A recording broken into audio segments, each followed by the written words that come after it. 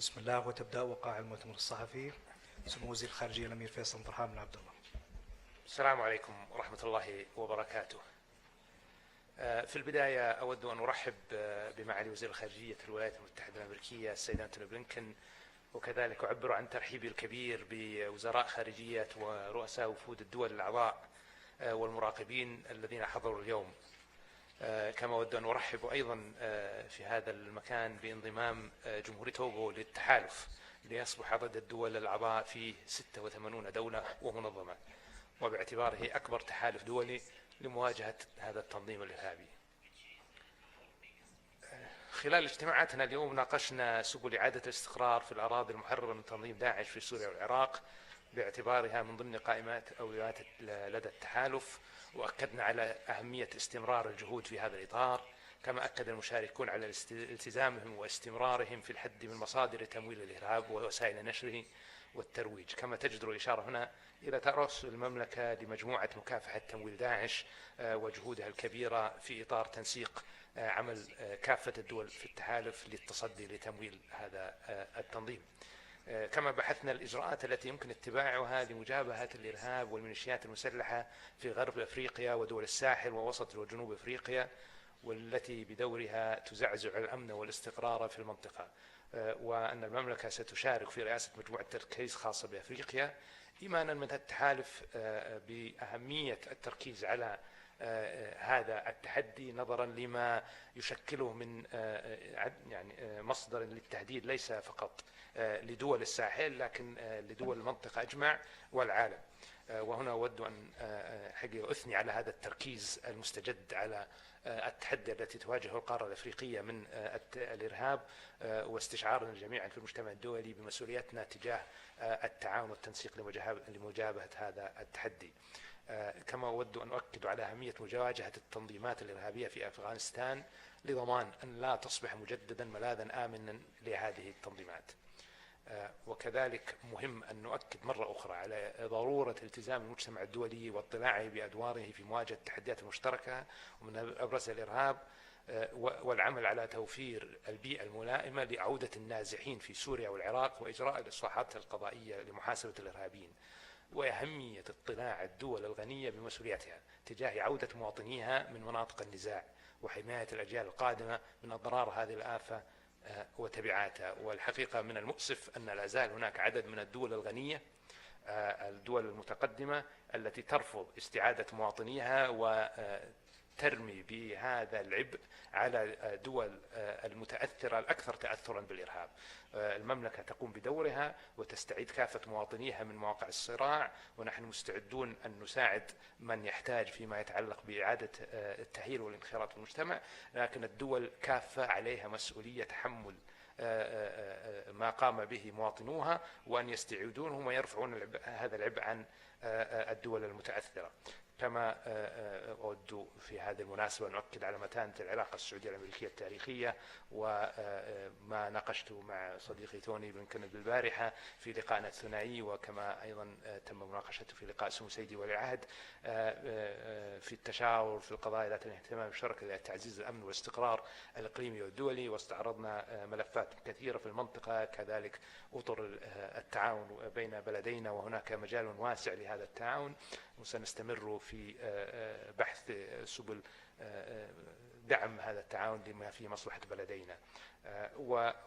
ختاما أود أن نشير أن وهذه نقطة مهمة الحقيقة، أن المشاركون أكدوا على أن التطرف والإرهاب في كافة أشكاله ومظاهره يجب أن لا يرتبط بأي دين أو جنسية أو مجموعة عرقية، وأن لا يكون عذرا لاتخاذ أي إجراءات أو أي تفرقة أو أي عنصرية تجاه أي مجموعة عرقية، وأن لا يكون المسلمون عرضة للمضايقات مجرد لأن بعض الفئات ربما انتهجت نهجا مخالفا، وهذا ينطبق على جميع العرقيات.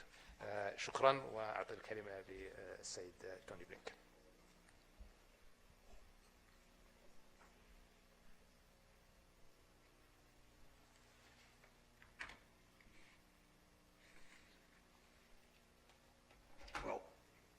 First of all, Foreign Minister Faisal, thank you. Thank you for your hospitality. Thank you for bringing all of our regional and global partners together here in Riyadh. When President Biden traveled to Jeddah last summer, he affirmed the importance of the Middle East to the long-term security and economic interests of the United States. And he made clear that we're committed to continuing and deepening our partnerships in the region. Together, we can drive real progress for all our people, not only to address the challenges or crises of the moment, but to chart an affirmative vision for our shared future. Over the last few days, we have advanced that progress on several fronts, working with our Saudi partners, working with the Gulf Cooperation Council, working today with the Global Coalition to defeat ISIS. The Foreign Minister and I just finished a productive meeting of the Global Coalition to counter ISIS. The United States very much appreciates the leadership of Saudi Arabia, not only in hosting this meeting, but for its contributions, constant contributions, and crucial contributions day in, day out to our mission.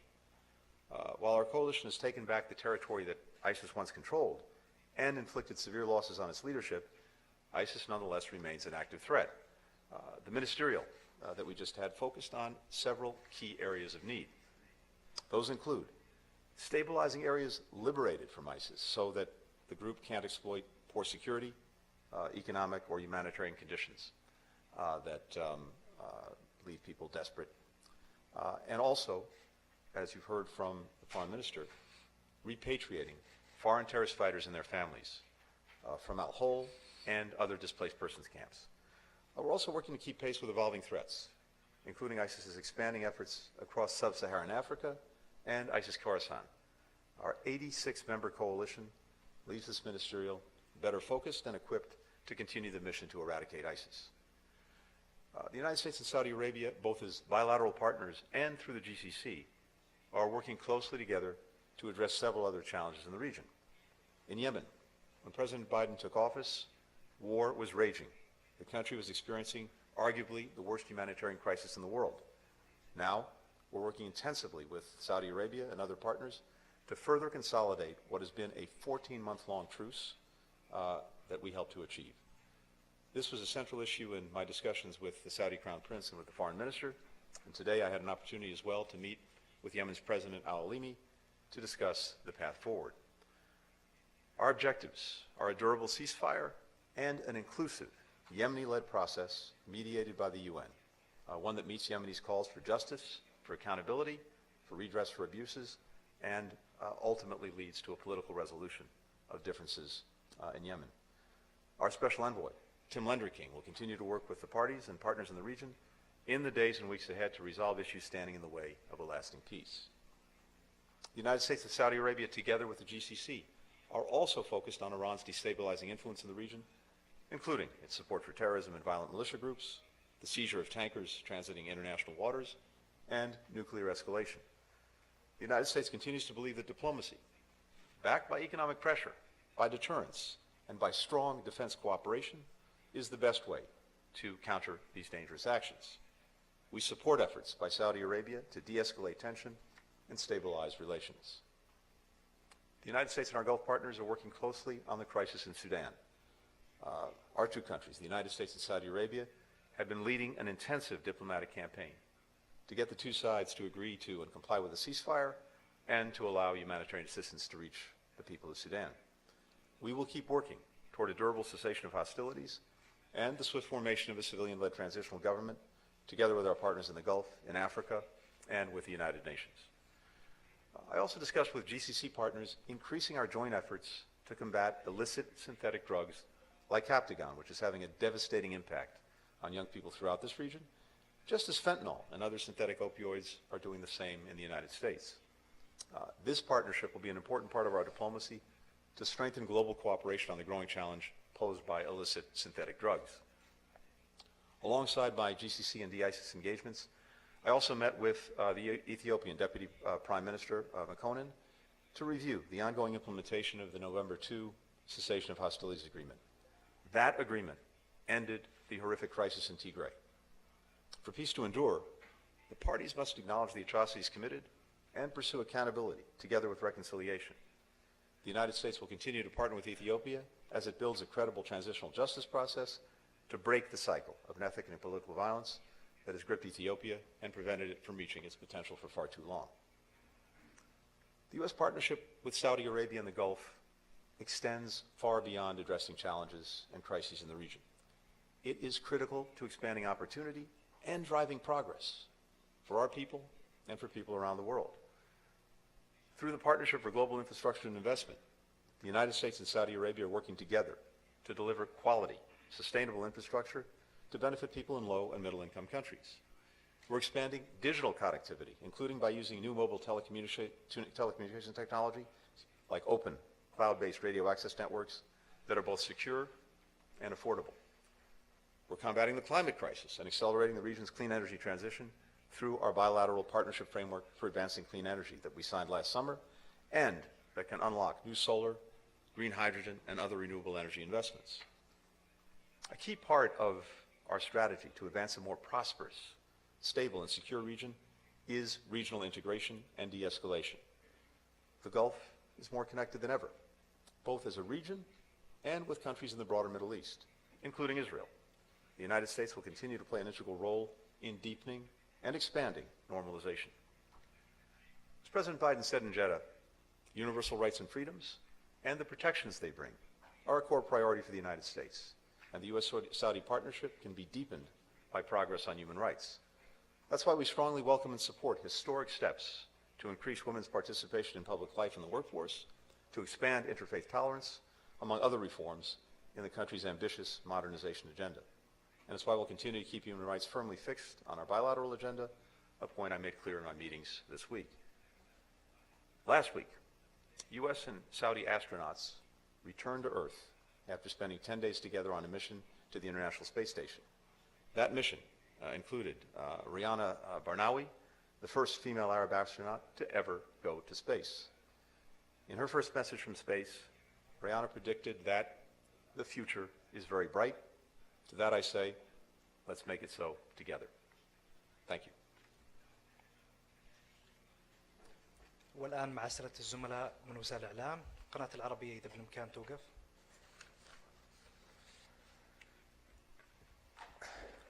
سمو وزير الخارجية السعودي الأمير فيصل بن فرحان، هل التهديدات اليوم التي يشكلها تنظيم داعش في بعض دول أفريقيا وما دفع الإعلام بانضمام السعودية لرئاسة مجموعة التركيز المعنية بالشأن الأفريقي لمواجهة التنظيم، وزير الخارجية الأمريكي أنتوني بلينكن اجتمعت مع ولي العهد السعودي الأمير محمد بن سلمان لساعات، وأيضا أوضحت أو كما وصفت أنه اجتمعت معه لساعات وناقشت معه ملفات كثيرة.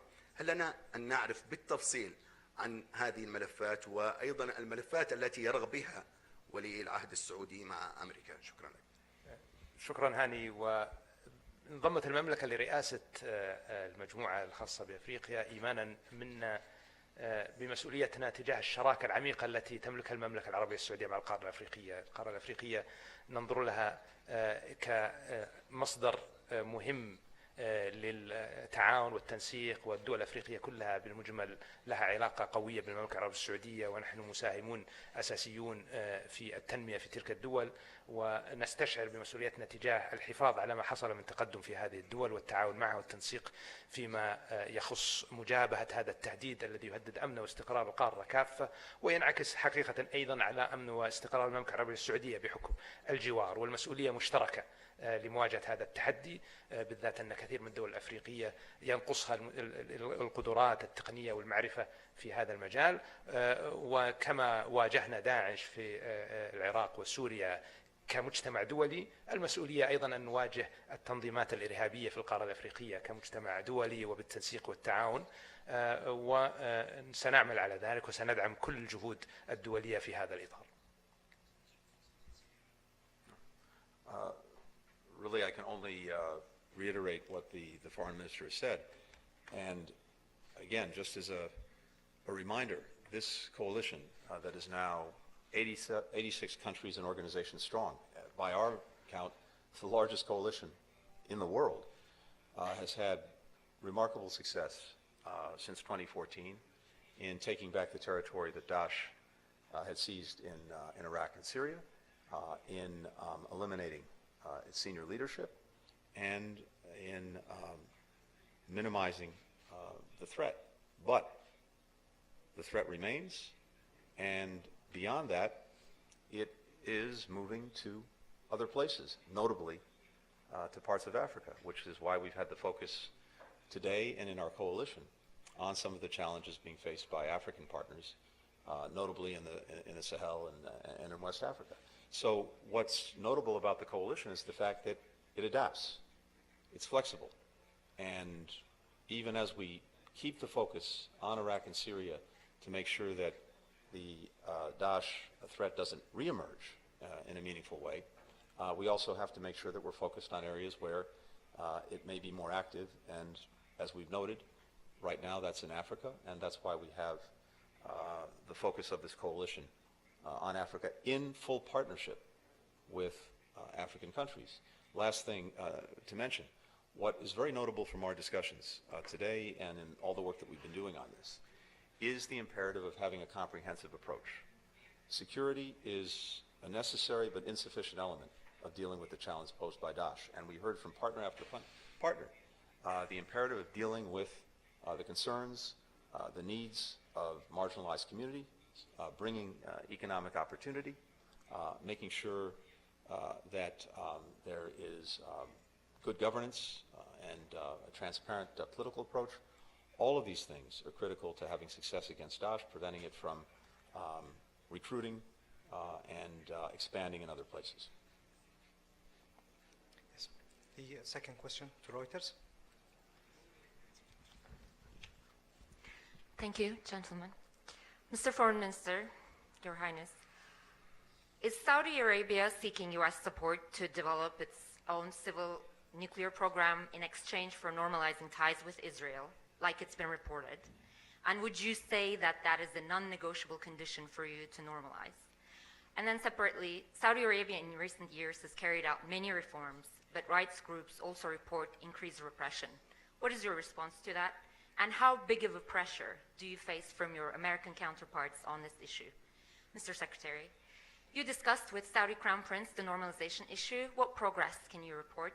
How feasible is such a deal given concerns that it might accelerate an arms race with Iran?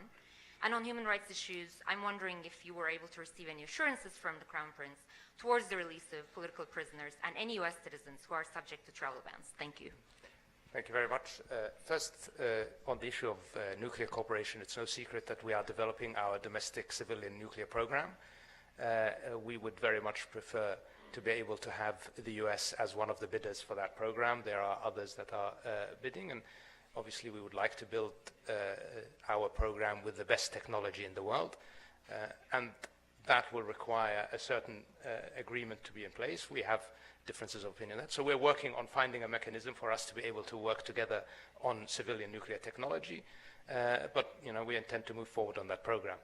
Normalization, I have said before, and it's quite clear that we believe that normalization is in the interest of the region, that it would bring significant benefits to all, but without finding a pathway to peace for the Palestinian people, without addressing that challenge, any normalization will have limited benefits, and therefore I think we should continue to focus on finding a pathway towards a two-state solution, on finding a pathway towards giving the Palestinians dignity and justice, and I think the US has a similar view that it's important to continue on those efforts.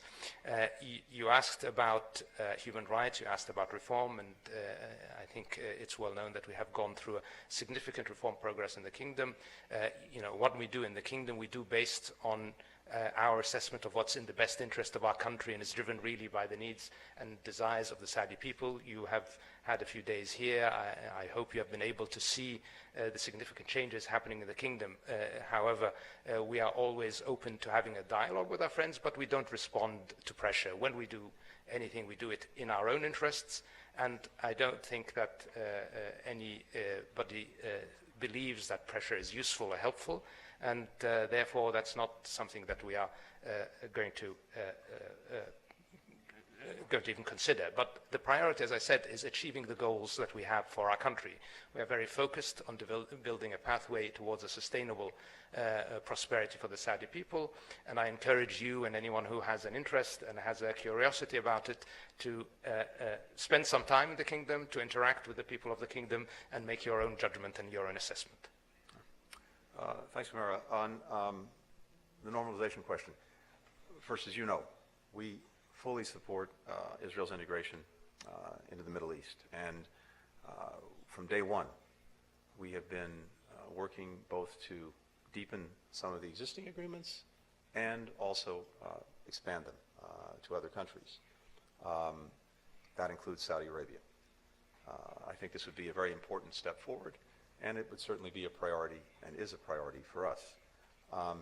Integration is good for the region, for all concerned, and we will continue to pursue it. We discussed it here, and we will continue to work at it, to advance it in the days, weeks, and months ahead. On the question of U.S. citizens and human rights more broadly, let me just say this. First, human rights are always on the agenda for the United States. It's who we are. And indeed, I discussed human rights in my meetings with our Saudi counterparts over the past few days, and also made clear that progress on human rights strengthens our relationship. We will continue to underscore, both publicly and privately, the importance that we place on human rights and fundamental freedoms. There's something else that's very important, and the foreign minister alluded to it. Saudi Arabia has embarked on a major effort, a historic effort, to modernize its economy, to modernize its society. And part of that is going to be attracting to Saudi Arabia the best talent from around the world to visit, to pursue education, to invest, to partner, to work alongside Saudis. In our judgment, Vision 2030, as this initiative is called, will be a much more successful effort if Saudi Arabia is the most attractive place possible for people around the world to come to. And so I think it's on its own merits and in Saudi Arabia's interests to continue to pursue this modernization, including the expansion of human rights. With regard to American citizens, as you know, and as you've heard me say many times, the welfare, the security of American citizens everywhere around the world is my #1 priority and responsibility, and that's the focus of the Department of State as well. We continue to advocate on behalf of individuals to the greatest extent possible. I had the opportunity to raise specific cases, and beyond that I won't go into details. سكاي نيوز عربية إذا بالإمكان. السلام عليكم، محمد المحمود من قناة سكاي نيوز عربية. سؤالي الأول موجه لسمو الأمير في الملف السوداني.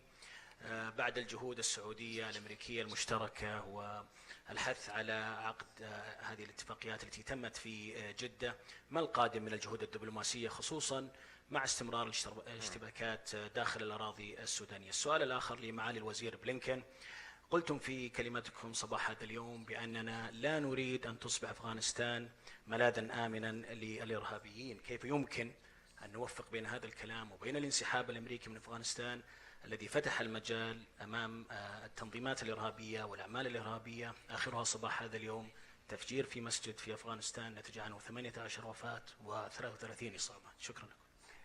شكرا. بالنسبة للسودان، أولا أود أن أعبر عن خالص شكري للتعاون الكبير الذي حظينا به من الجانب الأمريكي في المحادثات التي حصلت في جدة للمحاولة للتعامل مع الوضع الإنساني الحرج نتيجة لما حصل من اقتتال داخل السودان. حققنا بعض النجاح، لم يكن نجاحا كاملا لأن الأطراف لم يلتزموا التزاما كاملا، ونستمر في العمل لبحث السبل لرفع المعاناة عن الشعب السوداني عن طريق الوصول إلى تفاهمات معينة مع الأطراف. وهناك بوادر إيجابية حتى اليوم في المحادثات، قد نصل إلى هدنة أخرى مع آليات مراقبة أكثر تشددا تساعدنا في تحديد مواطن الخلل أو المخالفة. إن حصل ذلك وإن التزم الأطراف سيكون ذلك بصيص أمل جديد لإخواننا في السودان. وهنا أوجه كلامي مرة أخرى إلى الأشقاء في السودان كافة أن الدم السوداني غالي، وأن لا بد أن نعمل جميعا على معالجة هذه الأزمة بالحوار بعيدا عن السلاح، لأن السلاح لا يحل شيء ولن يفضي إلى نتيجة سواء مزيد من الدمار ومزيد من الأبرياء يسقطون. فنتجه إلى الحوار، نتجه إلى معالجة الأمور من خلاله، ونمتنع عن تعريض المدنيين إلى الخطر باستمرار هذا القتال، بالذات أنه القتال في المناطق المدنية. وأنا واثق أن الإخوة في السودان سيتحملون مسؤولياتهم وسيقومون بما يجب لتجنيب المواطن السوداني مزيد من الدمار والخراب. ومرة أخرى سنعمل مع أصدقائنا في أمريكا وكافة شركائنا في المنطقة وآخرون للدفع في هذا الاتجاه.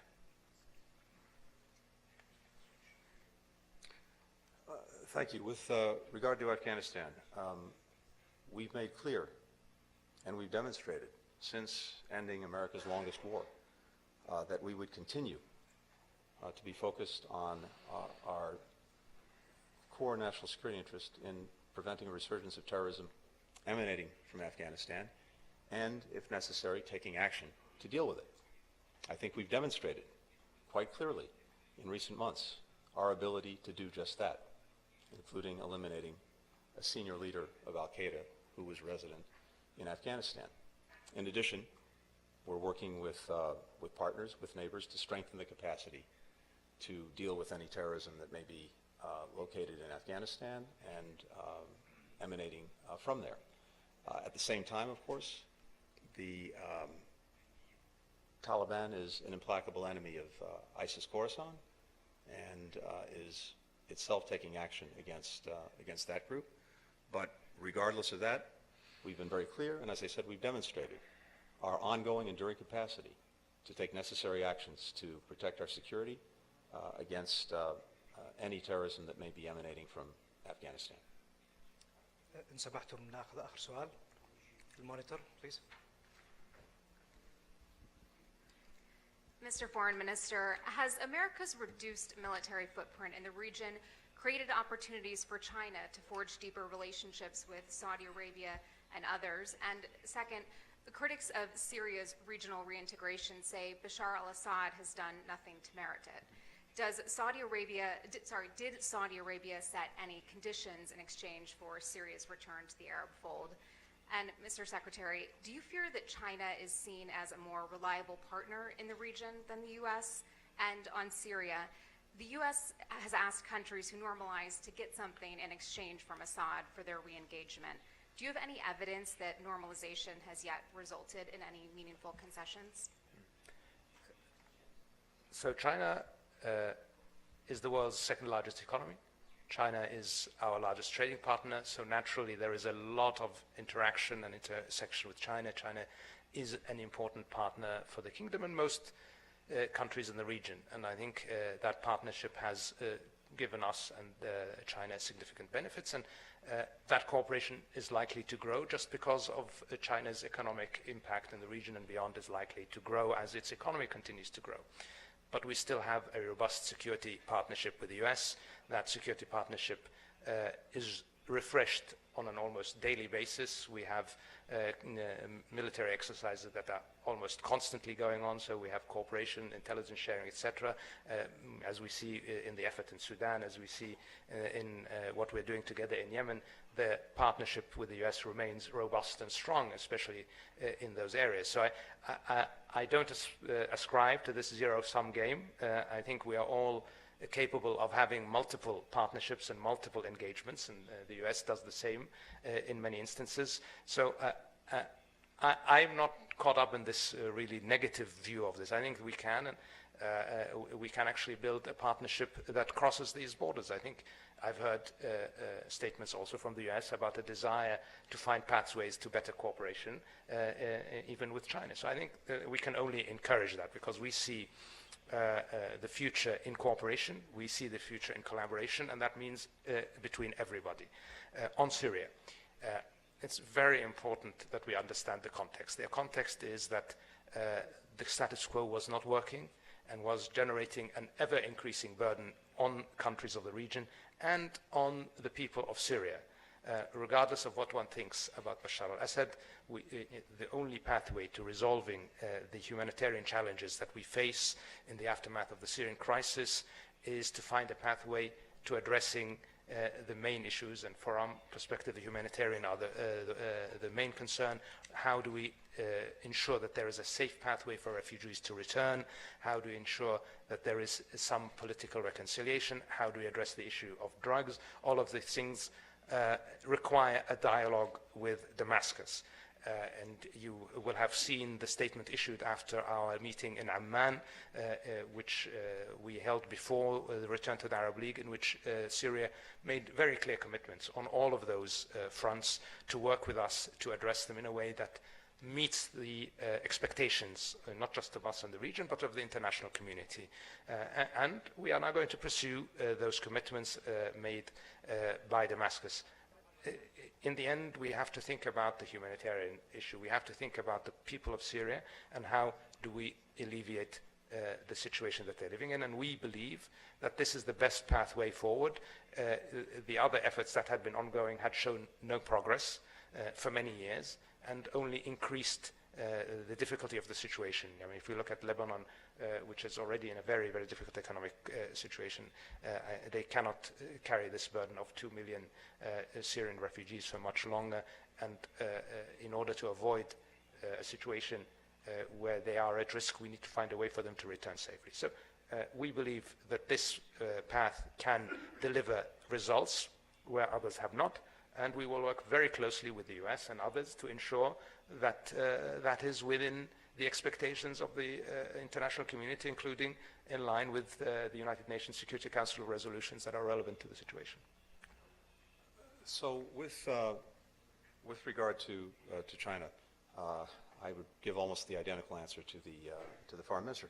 First, our engagement in the region, our partnerships in the region, our work in the region is not about any other country. It's about these partnerships and the benefits that we can bring by working together, benefits we can bring to our people, benefits in many cases that we can bring to people around the world. And I described some of those earlier. At the same time, and more specifically with regard to China, we've also been very clear. We're not asking anyone to choose between the United States and China. We're simply trying to demonstrate the benefits of our partnership and the affirmative agenda that we bring in what we're trying to do.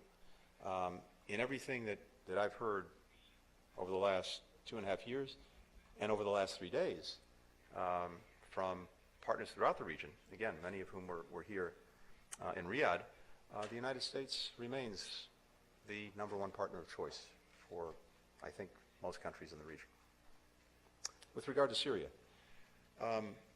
again, no secret that we did not think that Syria merited readmission to the Arab League, but at the same time, we also see that we have the same goals when it comes to what we're trying to achieve. Now, our position has been very clear. We're not going to be in the business of normalizing relations with Assad, with that regime. It has not earned that step toward recognition, toward acceptance. But because the goals are very much the same, I think moving forward, and as the Foreign Minister described, we'll see if we can achieve some progress.